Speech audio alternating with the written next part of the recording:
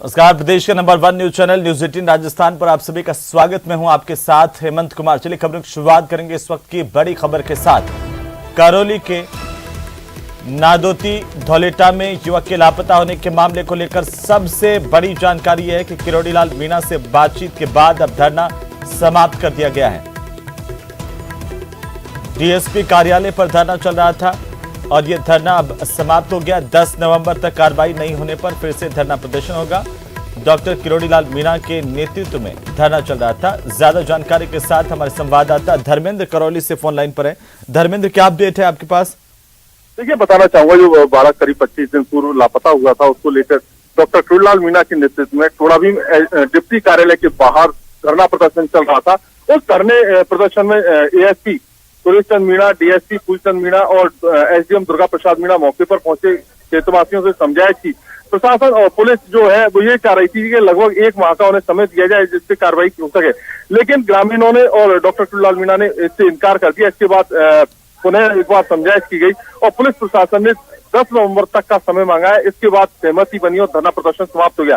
यहाँ एक चीज और बताना चाहूंगा, पुलिस प्रशासन को जो डॉक्टर किरोड़ी लाल मीणा और जो बालक के परिजन है, उन्होंने कुछ ऑडियो क्लिप्स भी सौंपे हैं जिससे इस मामले में जांच की जा सके। और पुलिस प्रशासन का कहना है कि 10 नवंबर तक बालक को हर हालत में बरामद कर लिया जाएगा, जिसके बाद धरना समाप्त हो गया। जी, क्या कुछ कहना है पुलिस प्रशासन की तरफ से इस पूरे समाप्ति की घोषणा जब धरने की हो गई है? डॉक्टर किरोड़ी लाल मीणा की ओर से भी क्या कोई बयान दिया गया है?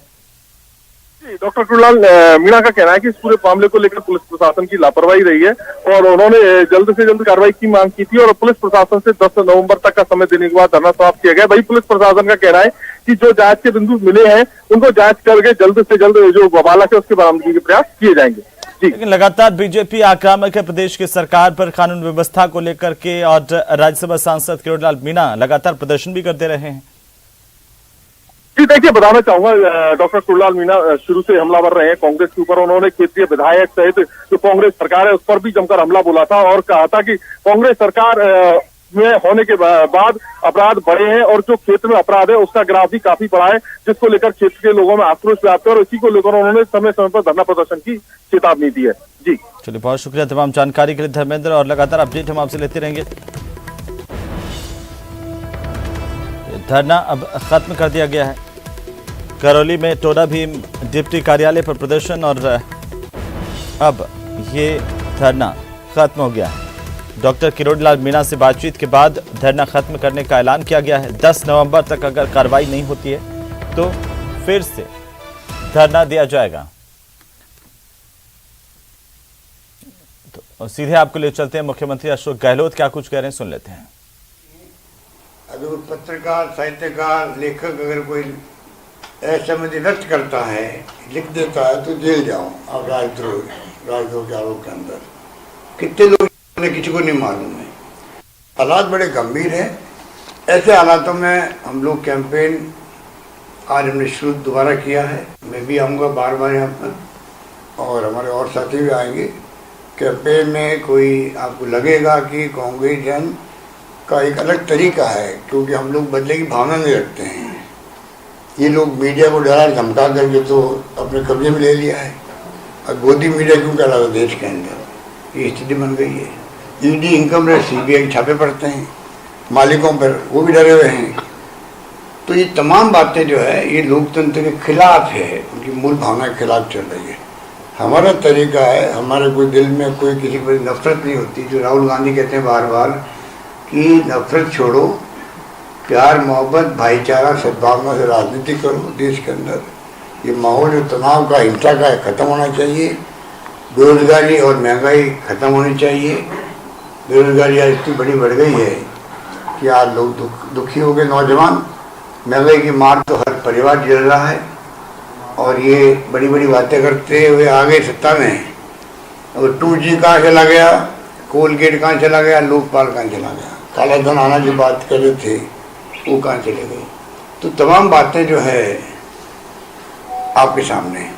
तो मैं आपको कहना चाहूँगा कि जो हालात हैं प्रदेश के अंदर उसको ठीक करना आवश्यक है। पहले जो गुजरात था कोई ज़माने के अंदर, आज़ादी के पहले से गुजरात मजबूत रहा देश के अंदर। औद्योगिकरण यहाँ पे था, रोजगारियाँ मिलते थे, मजबूत यहाँ था आर्थिक रूप से गुजरात। आज महंगाई की मार गुजरात वासी भी झेल रहे हैं, बेरोजगारी बहुत भयंकर है, कर्मचारियों की परवाह नहीं हो रही है, बेचारों को कर रखा है कॉन्ट्रेक्चुअल या पता नहीं किस तरह की यहाँ पे सर्विस लगी हुई है। मैं सुनता हूँ कि पूरी तनख्वाह वो नहीं मिलती है 5-5 साल तक, तो कर्मचारियों को ध्यान दे नहीं रहे। हमारे जो मैंने फैसला किया था ओल्ड एज पेंशन का, उनको लागू गुजरात में करना चाहिए, उनको कर्मचारियों हितों को देखते हुए, वो मानवीय दृष्टिकोण से फैसला था। हमने 6 योजना लेके आए हम लोग, 10 लाख का बीमा देश में कहीं नहीं है। मोदी जी को मैं बार बार रिक्वेस्ट कर रहा हूँ, आप 10 लाख का बीमा पूरे मुल्क में लागू करो। महंगाई का जमाना है, लोग सिक्योरिटी चाहते हैं और हम 21st सेंचुरी में चल रहे हैं, तो कम से कम सोशल सिक्योरिटी मिले देशवासियों को, गरीबों को, मिडिल क्लास को, सबको मिले। दुनिया के मुल्कों में मिलते हैं, मोदी जी से घूम के आते हैं दुनिया के मुल्कों में, उनको सब मालूम है कि दुनिया भर के अंदर सोशल सिक्योरिटी होती है। हर परिवार को जिसको जरूरत है उस परिवार को वहाँ पर वीकली पैसा मिलता है, आराम से ज़िंदगी बसर कर सके।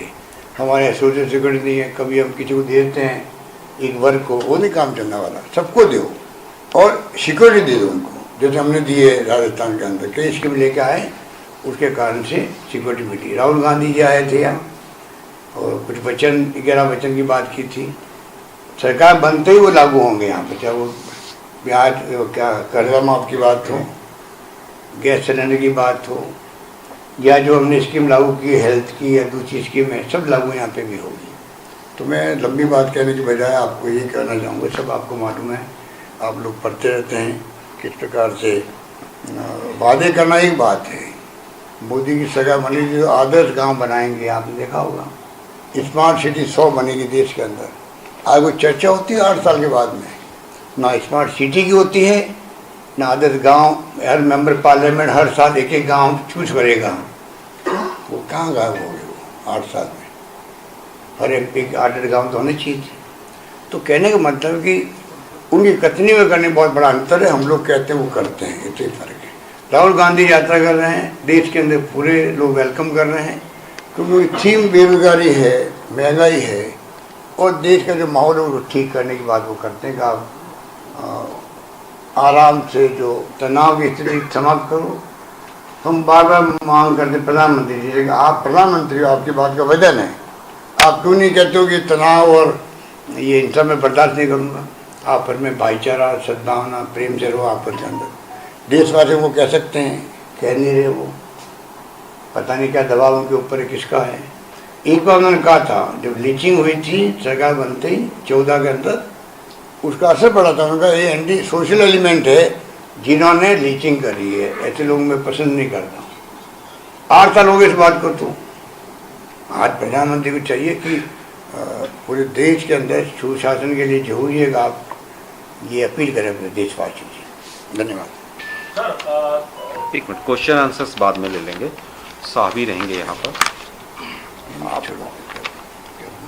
क्वेश्चन आंसर बाद में अभी मैं बात करूँगा, ठीक है।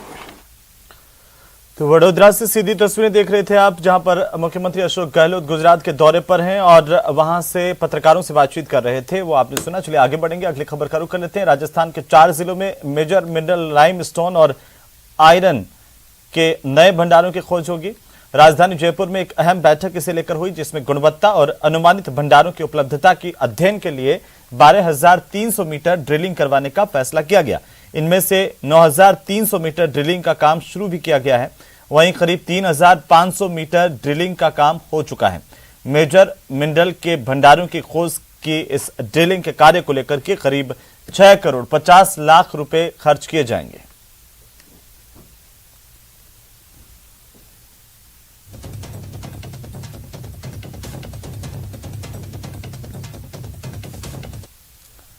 तो वहीं राजधानी जयपुर में मस्जिद रेजिडेंसी रैयान में नई कमेटी के गठन के खिलाफ 9 सप्ताह से लगातार विरोध जारी है। नई कमेटी के विरोध में जुमे की नमाज के बाद मस्जिद के बाहर स्थानीय लोगों ने मौन प्रदर्शन किया है। लोगों ने मांग की कि सरकार मामले में दखल दें। प्रदर्शनकारियों से बात की हमारे संवाददाता अरबाज अहमद ने।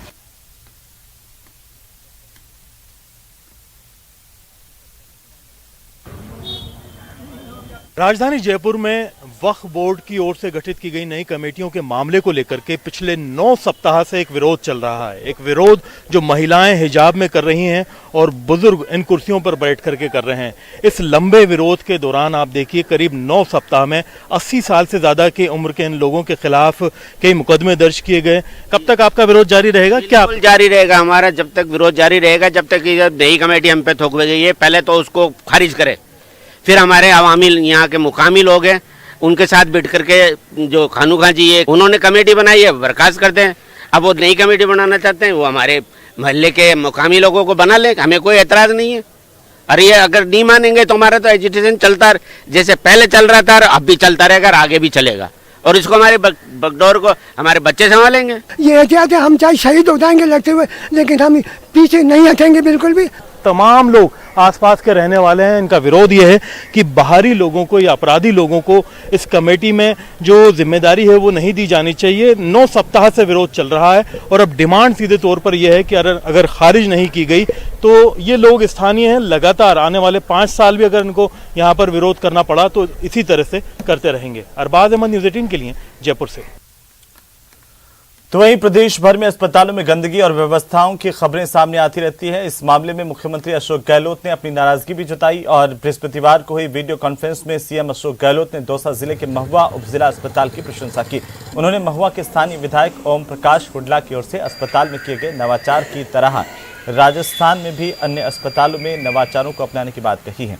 दरअसल महुआ के अस्पताल में हर रोज अलग अलग रंग की बेडशीट बिछाई जाती है, जिससे मरीजों को ये पता होता है कि कौन सी बेडशीट पुरानी है या फिर आज के दिन की है। विधायक ओम प्रकाश हुड्डा ने कहा कि मिशन इंद्रधनुष योजना से प्रेरणा लेकर के हर रोज मरीजों के बिस्तर पर अलग अलग रंग की बेडशीट बिछाने का शुभारंभ कुछ सालों पहले किया गया था और इसके बाद प्रतिदिन महुआ के उप जिला अस्पताल में बिस्तर पर बेडशीट बदली जाती है। साथ ही अलग अलग दिन अलग अलग रंग की बेडशीट बिछाई जाती है, जिससे मरीजों को जानकारी में रहता है कि बिस्तर पर बिछी बेडशीट आज के ही दिन की है या फिर पुरानी है।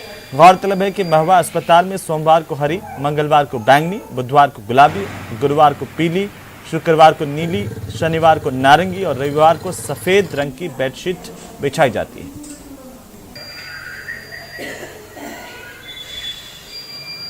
2017-18 में मिशन इंद्रधनुष के तहत 7 दिन के 7 रंग मरीज के नीचे अलग रंग की चादर बिछाने का हमने फैसला किया था, जो लगातार जारी है।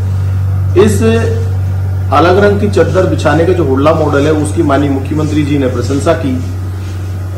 सारे राजस्थान के मेडिकल के कॉलेजों के प्रिंसिपल्स, चिकित्सा एवं स्वास्थ्य सचिव, पीडब्ल्यूडी सचिव, चीफ सेक्रेटरी, चिकित्सा मंत्री सभी की उपस्थिति में कहा और आज माननीय मुख्यमंत्री महोदय का फोन भी आया और उन्होंने बताया कि आपका काम सराहनीय है, इसको हम पूरे राजस्थान में लागू करेंगे। आज मुझे बेहद खुशी है इस बात की, 6 वर्ष पूर्व जो महुआ विधानसभा क्षेत्र के सामुदायिक स्वास्थ्य केंद्र महुआ और मंडावर में हमने मिशन इंद्रधनुष, जिसमें रविवार से लेके और सोमवार तक 7 दिन तक अलग रंग की चादर बिछाकर मरीजों को एक सुविधा देने का काम किया था।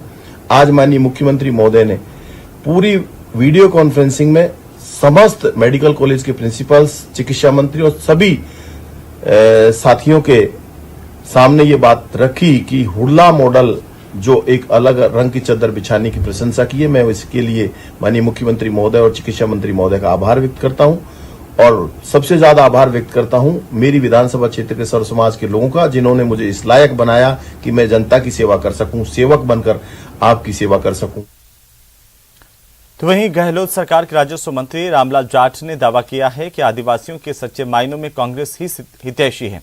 राजस्व मंत्री रामलाल जाट ने कहा कि बीजेपी ने आदिवासियों के कल्याण के लिए आज तक कुछ नहीं किया, सिर्फ थोथे दावों के अलावा राजस्थान, गुजरात और मध्य प्रदेश का आदिवासी हमेशा से कांग्रेस का साथ देता रहा है और आगे भी देगा।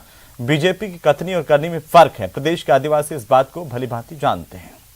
आदिवासी भाइयों का उत्थान कांग्रेस पार्टी की नीतियों से हुआ और हो रहा है, होगा।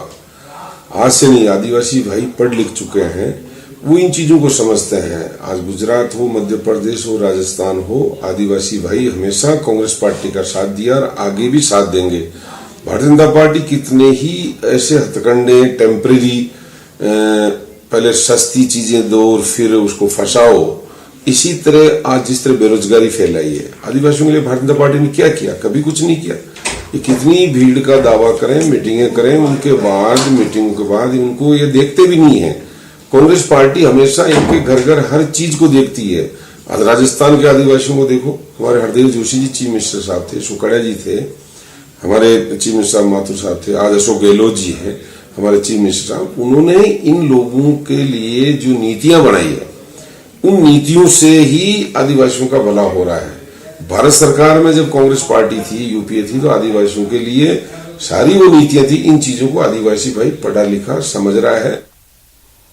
तो चलिए आगे बढ़ेंगे, अगली खबर का रुख करते हैं। बाड़मेर जिला मुख्यालय से चौहटन होते हुए केलनौर बॉर्डर को जोड़ने वाली 64 किलोमीटर लंबे सड़क मार्ग का रक्षा मंत्री राजनाथ सिंह ने लद्दाख से वर्चुअल लोकार्पण किया है। बीआरओ ने इसका निर्माण किया है और इसे बनाने में 91 करोड़ रुपए की लागत आई है। बॉर्डर रोड ऑर्गेनाइजेशन की ओर से आयोजित लोकार्पण समारोह में केंद्रीय मंत्री कैलाश चौधरी नई सड़क के लोकार्पण पट्टिका का अनावरण किया, फीता काटकर यातायात सुचारू करवाया। बीआरओ के कमान अधिकारी प्रवीण ने बताया कि 91 करोड़ की लागत से बनी इस सड़क को बनाने में 2 साल की अवधि निर्धारित थी, लेकिन बीआरओ ने इस काम को 18 महीने में पूरा किया। इस सड़क देश की सीमाओं की सुरक्षा के मद्देनजर महत्वपूर्ण है। रक्षा मंत्री राजनाथ सिंह लद्दाख से देशवासियों को बॉर्डर रोड ऑर्गेनाइजेशन के 75 प्रोजेक्ट का लोकार्पण कर देशवासियों को सुपुर्द किया है। इसके तहत बाड़मेर, चौहटन, केलनौर और सड़क मार्ग का भी लोकार्पण किया गया। सिंह जी, ये एक्चुअली 6 सड़कें हैं पूरे राजस्थान में। इसमें से बाड़मेर, चौहटन, केलनौर जो है सबसे इम्पोर्टेंट था, बिकॉज ये अलग तरीके से बनाया गया है और रिकॉर्ड तोड़ टाइम में हमने बनाया। ये 2 साल कम से कम लगते हैं हर रोड के लिए, लेकिन जिस स्पीड से हमने बनाया वो 18 महीने में हमने पूरा कर दिया। और इसमें जो चैलेंजेस थे, जो टेरेन था वो काफ़ी चैलेंजिंग था और इसमें 63 कलवर्ट थे और 6 इसमें ब्रिजेस थे, जिसका प्लानिंग और एग्जीक्यूशन आम बात नहीं था। और इतने कम समय में हमने उसको बना के 2 NH बाकी NH 68 और NH 925 के बीच में इसको कनेक्ट कर दिया।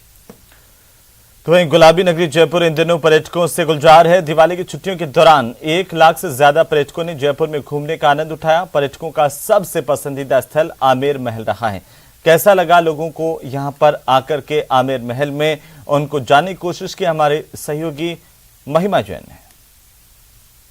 दीपोत्सव के चलते प्रदेश में करीब 1 हफ्ते की छुट्टी बरकरार रही और ऐसे में कल शनिवार और रविवार है और आज वहीं जयपुर के प्रमुख पर्यटन स्थलों में शुमार अल्बर्ट हॉल पर इस वक्त मैं मौजूद हूं, जहां लोग दूर दराज से अपनी छुट्टियां मनाने यहां पर आए हुए हैं। और मेरे साथ अल्बर्ट हॉल के मैनेजर और जंतर मंतर के अधीक्षक भी मौजूद है, जिनसे हम जानेंगे कि पूरे 7 दिनों में 6 से 7 दिनों में क्या पर्यटन स्थलों का रुख रहा, कैसे पर्यटक यहाँ पे रहे और कितना पर्यटकों की आवाजाही देखने को मिली। सर देखिए, अभी दीपावली की छुट्टियों पर जो 7-8 दिन की एक छुट्टी आई है लोगों का, उसमें काफ़ी रुझान हमें यहाँ देखने को मिला है। अल्बर्ट हॉल की अगर स्पेशली बात करें तो जहाँ मूवमेंट टूरिस्ट 1,500 के आसपास रह रहा था, अभी जो एकदम से 4,000 के आसपास आंकड़े पहुँच गए हैं। कल की बात करें तो कल 4,800 से ऊपर टूरिस्ट था, परसों 4,300 से ऊपर टूरिस्ट था और 6 दिन की अगर बात करें तो 20,000 से ऊपर टूरिस्टों ने अल्बर्ट हॉल का विजिट किया है। तो ये बेहद खुशी की बात है कि 2 साल बाद जब कोरोना के ख़त्म होने के बाद इस तरह की लहर टूरिस्ट को आने की यहाँ देखी जा रही है अल्बर्ट हॉल में। और न केवल अल्बर्ट हॉल में बल्कि दूसरे जो पर्यटक स्थल है उनमें भी इसी प्रकार टूरिस्ट की बहुत ज़्यादा संख्या में विजिट कर रहे हैं। और जैसे हवा महल है वहाँ पे हमें बहुत ही अच्छा लगा और जो स्पेशली को जयपुर को जो दुल्हन की तरह जो सजाते हैं 3 दिन दिवाली का, वो हम स्पेशली देखने के लिए अहमदाबाद से यहाँ पे आए पूरी फैमिली के साथ। जी। तो हमको बहुत ही अच्छा लगा और मे भी शायद हम नेक्स्ट टाइम आने के लिए भी प्लानिंग कर सकते हैं। काफ़ी संख्या में टूरिस्ट देखने को मिले, विदेशी भी काफ़ी संख्या में आ रहे हैं। जैसे कल की बात करें तो कल 7,322 टोटल टूरिस्ट जंतर मंतर में आए, जिसमें से 400 से ज़्यादा विदेशी हैं, बाकी इंडियंस हैं। और उसके अलावा पिछले दिवाली के आसपास से जब से भी देखे जा रहे हैं लगभग 5,000 के करीब, किसी दिन 6,000 भी टूरिस्ट आए और बड़ी रौनक देखने को मिल रही है और उम्मीद करते हैं कि आने वाले समय में और ज़्यादा टूरिस्ट आएंगे। हाँ, अल्बर्ट हॉल माना जाता है, नाम सुन के हम इसीलिए यहाँ पे आए हैं, फर्स्ट टाइम ही आए हम तो। और जयपुर कैसा लगा सर आपको? गुलाबी नगरी कैसी लगी? बहुत अच्छा लगा, बहुत अच्छा लगा जी। देखिए, लोगों का यही कहना है कि हमें गुलाबी नगरी बहुत भाई और गुलाबी नगरी हमें बहुत अच्छी लगी। वहीं सर भी मेरे साथ मौजूद है। सर, जयपुर में क्या कुछ अच्छा लगा? दिवाली की छुट्टियाँ कैसी रही? हम तो फर्स्ट टाइम ही आए हैं, अभी एक ही अटेंड हुआ है हम लोग का बिरला मंदिर, अभी फर्स्ट सेकेंड अटेंड कर रहे हैं हम लोग। देखिए, लोग यहाँ से दूर दूर से आ रहे हैं और हमने जैसा कि आपको बताया कि करीब 1 लाख का आंकड़ा पर्यटकों का इन दिनों में पार हो चुका है और ऐसे में कल शनिवार और रविवार है तो पर्यटक स्थलों पर ऐसी ही भीड़ हमें देखने को मिलेगी। इसी के साथ मैं महिमा जैन, कैमरामैन दिलीप चेची के साथ न्यूज़ 18 राजस्थान, जयपुर। चलिए आगे बढ़ेंगे। इसी बीच भरतपुर से बड़ी खबर है, जहां पर एक आवारा सांड का आतंक सामने आया है। इस सांड ने थाना अधिकारी पर हमला कर दिया। थाना अधिकारी गंभीर रूप से घायल हुए हैं, सिर और हाथ में कई चोटें आई हैं। थाना अधिकारी को अस्पताल में भर्ती करवाया गया है। ये सांड थाना अधिकारी के पीछे पड़ गया, उन पर अचानक से हमला किया। थाना अधिकारी को संभलने का मौका नहीं मिला।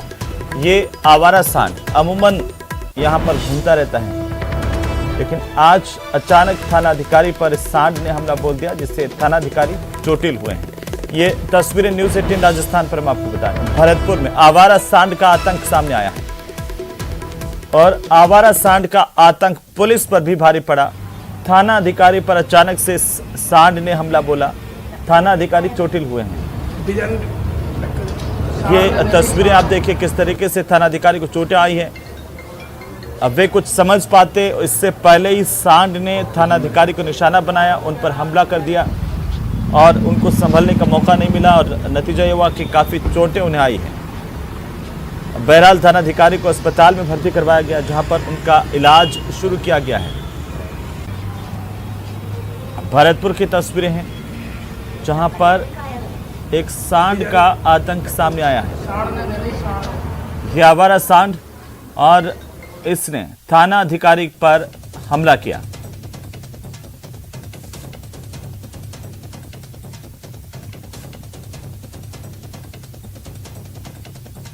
भरतपुर की तस्वीरें, जहां पर आवारा सांड का आतंक सामने आया है। आवारा सांड ने थाना अधिकारी को निशाना बनाया। थाना अधिकारी जब तक संभल पाते, कुछ समझ पाते, तब तक इस सांड ने उन पर हमला बोल दिया और सांड के हमले से थाना अधिकारी घायल हुए हैं। बहरहाल उन्हें अस्पताल में एडमिट किया गया है। चले आगे बढ़ेंगे और इसी बीच राजधानी जयपुर से बड़ी खबर है, जहां पर रोडवेज कर्मचारियों के लिए अच्छी खबर मिल रही है। अब रोडवेज के कर्मचारियों को बकाया वेतन और पेंशन मिल पाएगी। रोडवेज को राज्य सरकार आर्थिक मदद देगी। गैप फंडिंग के रूप में 360 करोड़ रुपए राज्य सरकार की तरफ से मिलेंगे, जिसमें 90 करोड़ की 4 किस्तों में भुगतान होगा। मुख्यमंत्री अशोक गहलोत ने अतिरिक्त वित्तीय प्रावधान को मंजूरी दी है। आम जन पर आर्थिक भार कम पड़े, इसे लेकर सवारी और मालवाहन की दरें वास्तविक लागत से कम रखी गई हैं। वहीं इसी से रोडवेज को लगातार घाटा हो रहा है। रोडवेज कर्मचारियों के लिए ये बड़ी खबर है, अच्छी खबर है और लगातार रोडवेज कर्मी इस बात को लेकर मांग कर रहे थे। अब गैप फंडिंग के तौर पर 360 करोड़ रुपए सरकार रोडवेज को देगी। 90 करोड़ की किस्तें दी जाएंगी। मुख्यमंत्री की तरफ से अतिरिक्त वित्तीय प्रावधानों को मंजूरी दी गई है। रोडवेज को राज्य सरकार आर्थिक मदद देगी। गैप फंडिंग के तौर पर 360 करोड़ रुपए रोडवेज के खाते में जमा होंगे। इससे रोडवेज कर्मचारियों का बकाया वेतन और पेंशन का भुगतान हो पाएगा। ज्यादा जानकारी के साथ संवाददाता सचिन जयपुर से फोनलाइन पर जुड़ गए। सचिन, अच्छी खबर है, लगातार ये मांग हो रही थी रोडवेज के कर्मचारियों की ओर से और पिछले दिनों हमने देखा था कि जिला मुख्यालयों पर रोडवेज के कर्मचारियों ने हर डिपो पर प्रदर्शन भी किया था। क्या अब इससे रोडवेज कर्मचारियों की समस्याएं खत्म हो पाएगी? देखिए, ये जो 500 करोड़ का फंड था, जिसमें से 140 करोड़ रोडवेज को दिए जा चुके हैं, लेकिन 360 करोड़ क्योंकि अतिरिक्त प्रावधान किया गया था बजट के अंदर, तो उसके लिए वित्तीय जो मंजूरी है वो मुख्यमंत्री अशोक गहलोत की तरफ से मिलनी थी, क्योंकि वित्त विभाग मुख्यमंत्री अशोक गहलोत के पास है। उसकी मंजूरी दे दी है। 90 करोड़ की 4 किस्तों में ये पैसा जो है रोडवेज के खाते में ट्रांसफर होगा। और ये सबसे बड़ी बात ये है कि रोडवेज जो है वो कम किराए पे चल रही है। रोडवेज का जो किराया है वो कई सालों से बढ़ाया नहीं गया और उस बीच में डीजल की दरें सबको पता है कि कहाँ तक पहुंच गई है। जो स्पेयर पार्ट्स हैं उनकी दरें लगातार बढ़ गई है। लेकिन क्योंकि सरकार को सस्ती सेवा देनी है यात्रियों को, ऐसे में जो अतिरिक्त जो खर्चा हो रहा है उसको हानि जो रोडवेज को हो रही है, क्योंकि डीजल इतना ज्यादा बढ़ गया है कि रोडवेज अब मुनाफे में नहीं आ पा रही है। तो उस गैप को पूरा करने के लिए जो जीपीएफ फंड है वो 500 करोड़ रुपए का स्वीकृत किया गया था, जिसमें से 140 करोड़ जो है वो रोडवेज को स्थानांतरित कर दिए गए थे और अब 360 करोड़ रुपए को वित्तीय मंजूरी दे दी गई है। रोडवेज कर्मियों के लिए अच्छी खबर इसलिए है क्योंकि देखिए अक्टूबर महीना खत्म होने को जा रहा है और रोडवेज कर्मियों को अभी भी सितंबर माह का ना तो वेतन मिला है ना पेंशन मिला है। इसके अलावा जो 6 से 7 बिल्कुल सचिन, चलिए बहुत शुक्रिया तमाम जानकारी के लिए। और अब उम्मीद इस बात को लेकर के कि रोडवेज कर्मचारियों को वेतन समय पर मिल पाएगा, उनकी पेंशन जारी हो पाएगी, क्योंकि सरकार की ओर से गैप फंडिंग के तौर पर 360 करोड़ रुपए की स्वीकृति प्रदान की गई है। इसी के साथ ही इस बुलेटिन में फिलहाल इतना ही। नमस्कार।